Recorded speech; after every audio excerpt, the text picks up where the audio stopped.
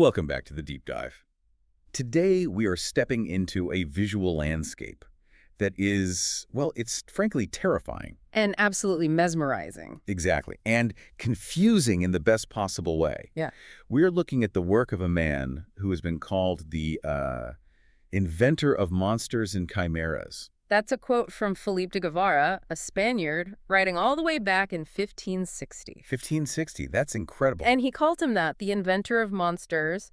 And, nearly 500 years later, that description still holds up perfectly. If anything, it's even more relevant. It really, really does. Because when you stand in front of one of his paintings, or, even when you just pull up a high-res image on your screen, you are seeing things that just shouldn't exist. Things that feel like they're from another dimension. Yes. You're seeing these oversized fruits that look like they're about to burst. You see people trapped inside translucent bubbles like there's some kind of, I don't know, specimens. And those weird hybrid stone formations that look almost like alien architecture. And the hellscapes. The hellscapes look like they were ripped right out of a modern surrealist horror movie. But here's the thing, and this is the kicker that always stops me in my tracks. The dates. These were painted in the late 1400s. Right.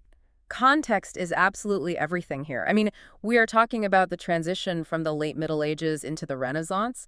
It's a time when art was, for the most part, very orderly, very devotional. You had your saints, the Virgin Mary. Exactly. Strict hierarchies in the paintings. And then right in the middle of all of that, you get this explosion of what was described at the time as wondrous and strange fantasies. It's like a glitch in the matrix of art history. That's a perfect way to put it. So the protagonist of today's deep dive, the man behind this glitch, is Hieronymus van Aken. But the world knows him much, much better as Hieronymus Bosch. The one and only. And our mission today is, I think, pretty specific. We want to try and peel back the, the many layers of myth that surround this guy. Because there are a lot of them. A lot of them. Let's be real. When you see a painting with a bird-headed monster eating a human while it's sitting on a high chair that's also a toilet, your first thought is probably, what was this guy on? Exactly. It's a natural reaction. It is. But we're not just looking at the weird monsters today. We are trying to understand the man who sort of paradoxically became this voice of reason through his depiction of madness. We want to know what makes him tick. And that really is the core tension, isn't it? The debate has been raging for centuries. Was he a heretic? Was he, on some kind of hallucinogen? Was he a member of a secret sex cult? Was he the opposite? Yeah. Was he actually a deeply orthodox moralist who Yeah. was just using these images to scare people into being good? Scaring them straight, essentially. Right. And then on top of all that, we have this whole other layer, this kind of detective story we have to get through, right? Oh, yeah. Because we have to ask the fundamental question. How do we even know which paintings are actually his? And that's not as simple as just checking for a signature. It turns out that's a huge, huge debate in the art world, and it's actually heating up right now. So what are we working with today? What are our sources? Okay, so we're pulling from a few different places. We've got historical records from his hometown, his Hertogenbosch. We have art history analysis of his most famous triptychs, specifically The Garden of Earthly Delights and The Temptation of St. Anthony. The big ones. The heavy hitters. And we're also going to look at some really cutting-edge forensic data from something called the Bosch Research and Conservation Project, or the BRCP for short. Science meets art history. I love it. Okay, let's unpack this. Let's start with the man himself. You mentioned his name was Hieronymus van Aken. So where does Bosch come from? Is that a nickname, a stage name? It is essentially a branding decision, which is a very modern way to think about it for an artist in the 15th century. A brand, really? Totally. So he was born Hieronymus van Aken, probably around 1450. The name Van Aken tells us his family's roots were likely in the city of Aken, or maybe Nijmegen, but he spent his entire life in the town of Hiertogenbosch. Hiertogenbosch. That is a mouthful for anyone not from the Netherlands. I'm glad we're sticking with Bosch. It's a bit of a tongue twister, for sure. It translates to the Duke's Forest, but locally people just called it Den Bosch, which just means the forest. Okay, that's easier. Much easier. So when Hieronymus starts gaining some fame, he needs a way to distinguish himself. He knew his market wasn't just local. He was ambitious. He wanted to sell to international buyers, to the Spanish court, to wealthy collectors all across Europe. So Van Aken, from this small town, didn't really tell them anything, but Bosch. But Bosch told them exactly where to find him. He adopted the name of his city. He became the artist from Den Bosch, Hieronymus Bosch. That is actually really smart. It's like a rapper taking the name of their neighborhood to represent where they're from. He's putting his city on the map, literally and figuratively. He was putting his stamp on it. And it's really important for context to remember he wasn't the only artist in his family. We often have this idea of these geniuses as singular anomalies who just appear out of nowhere. The lone genius myth. Exactly. But Bosch had, for lack of a better term, artistic DNA. So it wasn't just a hobby for him. Not at all. It was the family business. His grandfather, Jan van Aken, was a painter. Jan had 5 sons, and 4 of them also became painters. Hieronymus's own father, Anthonius, was an artistic advisor. So he grows up in a house that just smells like turpentine and linseed oil. It's like growing up in a family of carpenters or bakers. You don't just choose it, you're sort of born into it. That is a great way to view it. It really was a workshop dynamic. We assume Bosch learned the trade from his father or his uncles. He would have started by, grinding pigments, prepping the oak panels, learning the basics of drawing. So he learned the fundamentals. He had to. But the real tragedy, from an art historian's perspective, is that none of their other works have survived. None of them. Not a single painting from his father or grandfather. 0. Nothing. So we can't compare Hieronymus to his dad and say, that's where he got his style from. We don't know if his father painted monsters or if his uncles painted surreal landscapes. He just appears in the historical record in 1474, fully formed as an artist. Wow. That is so frustrating. It's like having the final chapter of a book but missing the entire prologue. Well, it leaves a huge gap. Okay, so he's a local boy from a family of painters, but something must have happened to give him such a dark vision of the world. You don't just wake up one day and decide to paint a demon playing a flute out of a human nose without some kind of inspiration.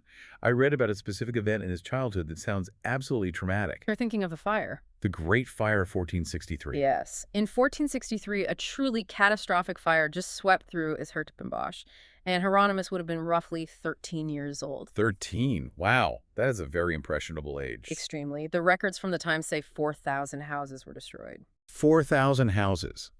In a medieval town, that isn't just a neighborhood fire. That is practically the whole world burning down around you. It was devastating. You have to imagine the density of a medieval town, the narrow streets, all the wooden structures, the thatched roofs. Once a fire like that gets going, there's no stopping it. It consumes everything. And you can see it in the work, can't you? Oh, absolutely. If you look at Bosch's paintings later in life, specifically his depictions of hell, you see these backgrounds. They're almost always filled with burning cities, with exploding buildings, and that distinct, terrifying orange glow against a pitch-black sky. So it's not a metaphorical fire in his paintings. I don't think so. I mean, I think it's memory. It's very, very likely that the teenage trauma of watching his hometown turn into a complete inferno Right. It stayed with him forever. He saw the panic, he saw people losing everything, he saw what he probably interpreted as the wrath of God. That makes so much sense. He isn't just imagining hell. He saw a version of it. He walked through the ashes. He knew what it looked like. But despite that trauma, and despite the incredible weirdness of his art, he wasn't a starving artist living on the fringe, was he? Because that's the other myth, that he must have been this tortured, isolated soul living in a garret somewhere. Not even close. And this is where that mad heretic theory really starts to crumble a bit when you look at the facts of his life. He was actually quite well-to-do. He was a man of significant status. How so? Well, sometime between 1479 and 1481, he married a woman named Aleid Goyaerts van den Merwe. Aleid Goyaerts van den Merwe. That sounds like an expensive name. That sounds like old money. It was. She was a few years older than him, and she came from a very wealthy family. She had inherited a house and a lot of land in a nearby town called Oorschot. This marriage gave Bosch significant financial stability. And that changes the dynamic completely, doesn't it? It does. It means he didn't have to paint just to survive. He didn't have to just churn out standard portraits of local merchants to put food on the table. He had the freedom, the financial freedom, to paint what he wanted to paint. So the monsters were a choice. They weren't a desperate attempt to get attention. A very deliberate choice. And he was also part of a pretty exclusive club, right? The Brotherhood of Our Lady. Exactly. This was a highly respected devotional confraternity. And for anyone listening who might not know, a confraternity is basically a lay religious organization, kind of like a localized charitable club, but with a religious focus. That's a good way to put it. But this wasn't just any club. They were dedicated to the veneration of the Virgin Mary. They had about 40 sworn members who were the most influential citizens, the elite of the town, the movers and shakers. And then they had a wider membership. Right, about 7,000 outer members from all across Europe. But Bosch became a sworn member, one of the elite 40, in 1486 or 1487. So he is rubbing shoulders with the powerful. He's dining with the mayor, the high-ranking clergy, the richest merchants in town. Exactly. His father had been an artistic advisor to the Brotherhood, which was a good position, but Hieronymus became a full sworn member. He was deeply embedded in the religious establishment of his city. Which completely contradicts the idea that he was some kind of outsider or cultist. It makes it almost impossible to believe he was a pillar of the community. Which makes the paintings even more fascinating. It's like finding out your very respectable banker neighbor, the one who heads the homeowners association, writes the most twisted, psychedelic horror novels on the weekends. That is a perfect analogy. He lived a very respectable, orderly public life while painting the most disreputable, chaotic things imaginable. Okay, let's talk about how he actually painted. Because you mentioned earlier that art at this time, this early Netherlandish style, was usually very orderly. I'm thinking of Jan van Eyck. Very smooth, very polished, almost like glass. Right. The gold standard of the time, set by masters like Van Eyck, was to create an illusion of absolute perfection. They used multiple, very thin, transparent glazes of oil paint. Layer after layer. Layer after layer. It was a painstaking process, and they would build them up to create a surface so smooth you couldn't see any brushstrokes. The idea was to make the painting look like a divine creation, as if it just appeared untouched by human hands. Like it was breezed onto the panel. Exactly. It was all about removing the artist from the image to focus the viewer entirely on the divine subject. And Bosch. Well, he did not do that. No. He actively rebelled against that technical perfectionism. He painted in what art historians call a sketchy manner. He used impasto, which means the paint has texture. It's physically raised on the surface. You can see the brushwork. You can see the direction of his hand. So why do you think he did that? Was he just impatient? Or was it a deliberate artistic choice? I don't think for a second it was impatience. I think it suggests a desire to be direct. He was prioritizing the idea, the content, the message over the illusion of reality. It gives it a different kind of energy. It does. It gives his work a sense of urgency. When you look at a Bosch, you feel the energy of the artist's hand. It was a stylistic departure that really set him apart from all his contemporaries. It made his work feel more alive, more immediate, and maybe more human. It feels more modern in a way, like he's saying, I have something to tell you, and I need to get it down on this panel fast before the vision fades. That's it. What about his tools? Was he using some special weird kind of paint to get those effects? Or secret ingredients? You know, it's funny. His toolbox was surprisingly standard. He painted with oil on oak panels, which was typical for the region. And his palette, the range of colors he used, was actually quite limited. Really? Because when I look at a print of the Garden of Earthly Delights, my brain just explodes with color. I would have assumed he had access to every pigment available at the time. The paintings are incredibly vivid, but he achieved that vividness with a few key pigments. He was very economical. For his blues, those beautiful hazy skies and distant landscapes that fade into the horizon, he used azurite. For the foliage and the green tones, he used malachite and verdigris, which are copper-based pigments. And they can be a bit unstable, which is why some of his greens have darkened over time. And what about the people? All those little nude figures? For the figures, he mostly used lead tin yellow, various ochres, and red lake, which is a carmine pigment made from insects. So pretty standard kit. Very standard. And it's amazing that he created such vivid nightmares with that limited palette. It's like a chef making a 5-course meal with just salt, pepper, and flour. It really highlights his genius, doesn't it? He wasn't relying on expensive, rare pigments like lapis lazuli to impress the buyer, which was a common trick at the time to show off the patron's wealth. He wasn't. He was relying entirely on his imagination. The value was in the vision, not just the raw materials. Okay, let's get into that imagination. We have to talk about the masterpieces. We can't do a deep dive on Bosch without walking through the Garden of Earthly Delights. I mean, it's the piece everyone knows. It's a pop culture icon. It's the most famous for a reason. It captures everything we are talking about. It's a triptych, which means it has 3 panels hinged together. And the outer panels, when they're closed, show the world during creation. It's a sphere floating in darkness, painted in grisaille. Grisaille, meaning painting in shades of gray to mimic stone or sculpture. Correct. So it starts very somber. It's the world before humanity, before cinch, or before all the color and chaos. But when you open it, It's sensory overload. Complete and total overload. It's meant to bracket the entire human experience. So on the far left panel, you have the Garden of Eden. You see God presenting Eve to Adam, and at first glance, it seems peaceful. But there's a detail here that's kind of unusual, right? God looks young. Yes, this was very innovative for the time. God is depicted with a youthful appearance. He's not the old, patriarchal figure with a flowing white beard. He looks almost like Christ. And even here in paradise, things are already getting weird.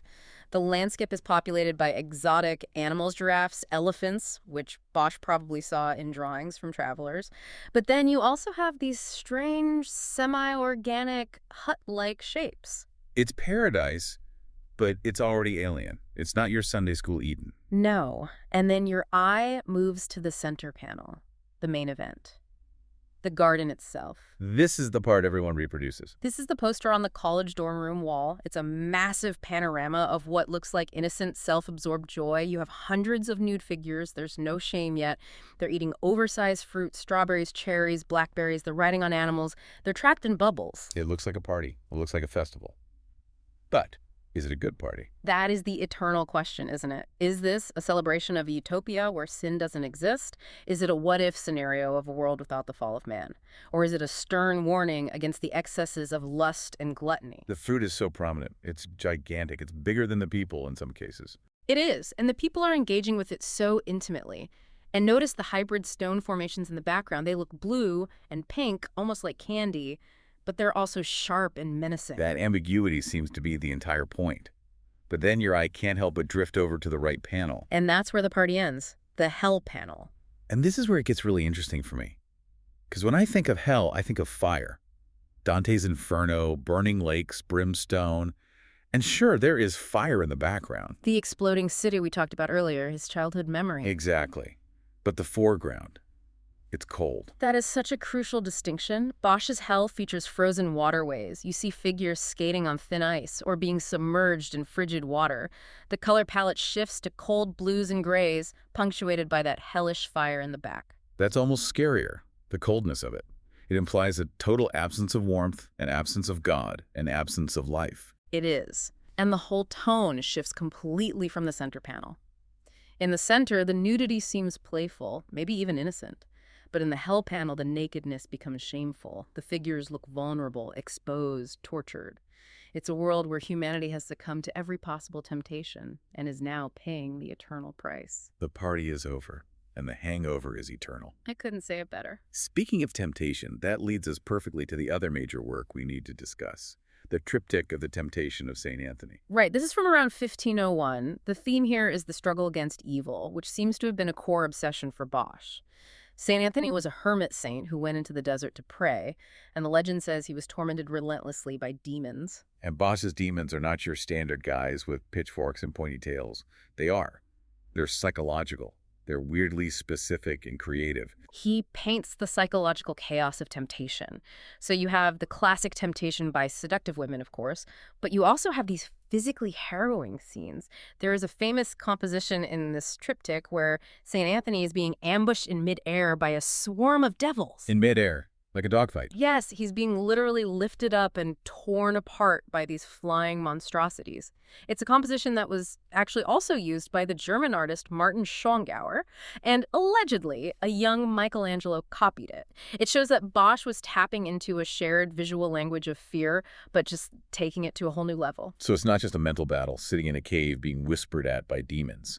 It's a full-on physical assault. And he's being attacked on the ground as well, from all sides. Okay. It represents the total siege of the human soul, the idea that evil is everywhere, constantly trying to break you down. So we look at these images, the frozen hell, the air ambush, the giant strawberries, and we have to ask the big question, what does it all mean? And this is where it's really interesting. You mentioned earlier the heretic theory. Let's maybe debunk that first, because it's a popular one. Right. It's a very seductive theory, especially for a modern audience. In the 20th century, particularly around the 1960s, people really wanted Bosch to be a counterculture hero. The era of psychedelics. Exactly. They looked at the mushrooms and the bizarre creatures and thought, this guy must have been on something. Or they theorized that he was a secret member of a heretical sect, like the Adamites or the Cathars or the Brethren of the Free Spirit. And what did they believe? These were groups that in various ways, believed in things like free love or different non-church sanctioned paths to salvation. They were outside the mainstream. So it fits the vibe of the 1960s perfectly. Bosch was the original hippie. He was raging against the machine. Exactly. And other people suggested he used obscure hermetic practices or alchemy, or that the art was just grotesque, a style meant purely to titillate and amuse, as some 16th century critics thought. Just weird for weird's sake. But there is just no historical evidence for the heretic angle.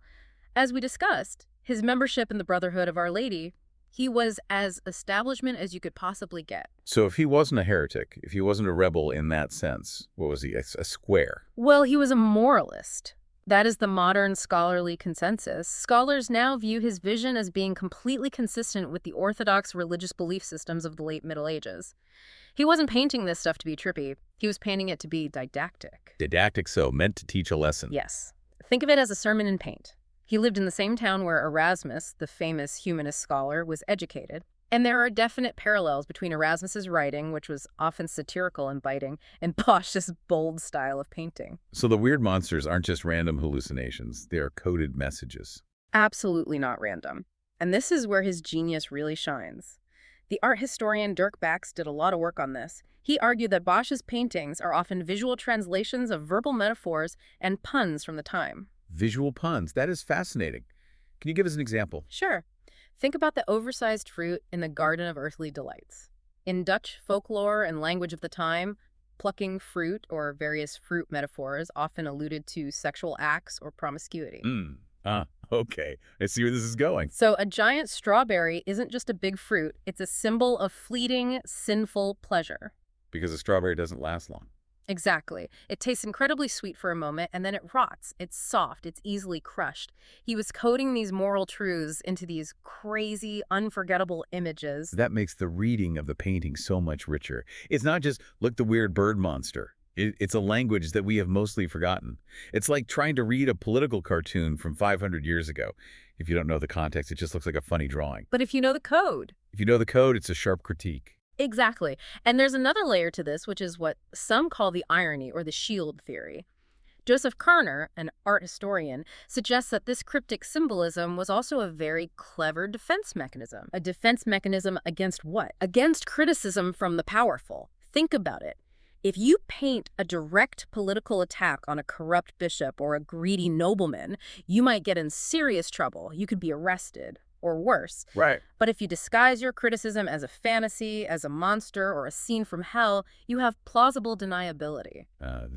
It's just a joke defense, the medieval version of it. Or it's just the Bible. You can say, oh, I'm just painting a demon from scripture, but maybe the local viewers would recognize the face of a famously corrupt official on that demon. That is absolutely genius. It shields him from harm while allowing him to appeal to everyone.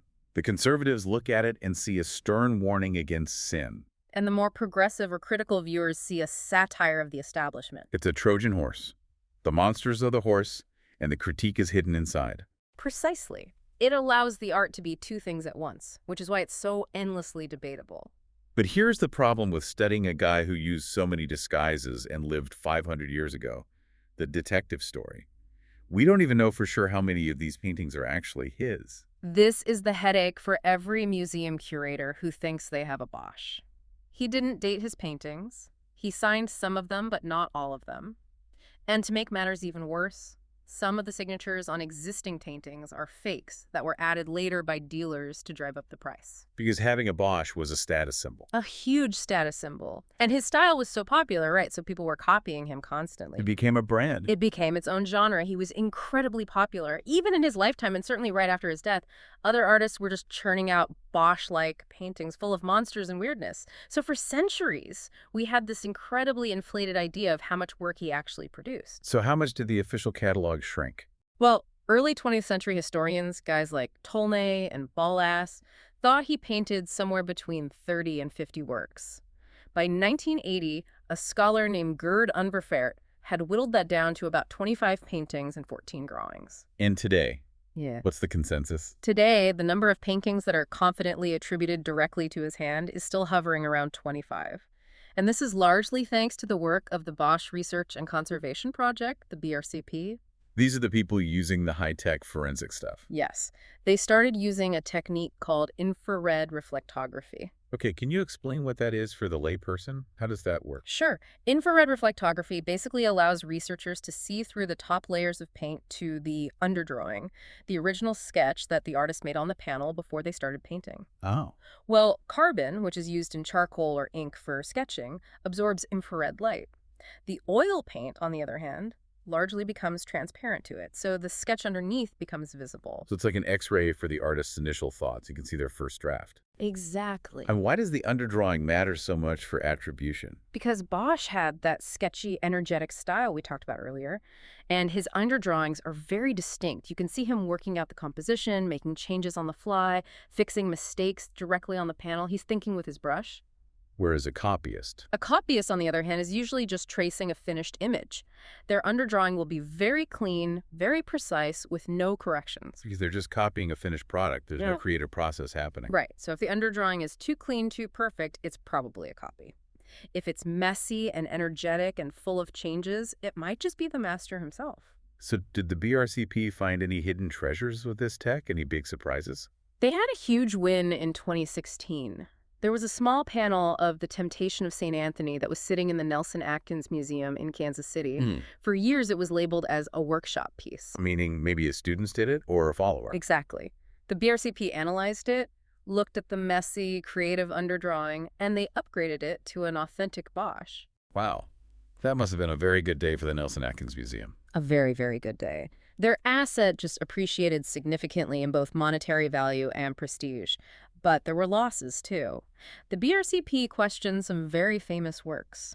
Oh, like what? They suggested that the 7 Deadly Sins in the Prado Museum in Madrid and Christ Carrying the Cross in Ghent, 2 very famous paintings, might not actually be by Bosch himself. No way. They think they might be high-quality workshop productions, but not from the master's own hand. Ouch. That changes how we view history. You walk into a museum, you see the little plaque on the wall, and you assume it's gospel truth. But science is literally rewriting the art history books. It is. It reminds us that art history is not static. It's an ongoing investigation. Just because a painting has hung in a famous museum for 200 years doesn't mean we know everything about it. So let's try and bring this all back to the man himself. Jheronimus van Aken, a wealthy religious man from a family of painters living in a provincial town in the Netherlands. He witnesses a fire that burns his entire world down. He rejects the smooth, perfect style of his time for something rough and urgent. And he uses that style to create the world's most enduring nightmares. That is the paradox of Bosch right there. He used the imagery of madness to preach sanity. He used monsters to talk about what it means to be human. And that, I think, is the final takeaway for me. His monsters weren't just random hallucinations from a fever dream. They were a mirror held up to the very real anxieties of the late Middle Ages. The fear of hell, the fear of sin, the fear of societal corruption. And honestly, those fears aren't so different from our own anxieties today. We just have different monsters. We have different fears, climate change, pandemics, technology running amok. But the fundamental anxiety about chaos and losing control is the same. Bosch gave form to the formless fears of his time. Here's a thought to leave you with, and it goes back to that irony or shield theory we discussed. If Bosch used all this bizarre symbolism to shield himself from criticism, if he was hiding his true political or social attacks behind these crazy demons, are we even seeing the real meaning today? That is the provocative question, isn't it? We might be staring at the decoy. We are so mesmerized and distracted by the bird-headed monster eating a person or the pair of ears wielding a giant knife that we completely miss the specific critique of a corrupt local bishop or a greedy merchant that his contemporaries would have spotted immediately. So the real political punch might be totally lost to history, leaving us just with the nightmare. We're just looking at the special effects and we've completely missed the plot. Next time you look at the Garden of Earthly Delights, don't just look for the giant fruit or the funny monsters. Look at the frozen hell, look at the cold, and wonder what Hieronymus was really, truly trying to tell us. It's a chilling thought. Thanks for diving deep with us. We'll see you next time.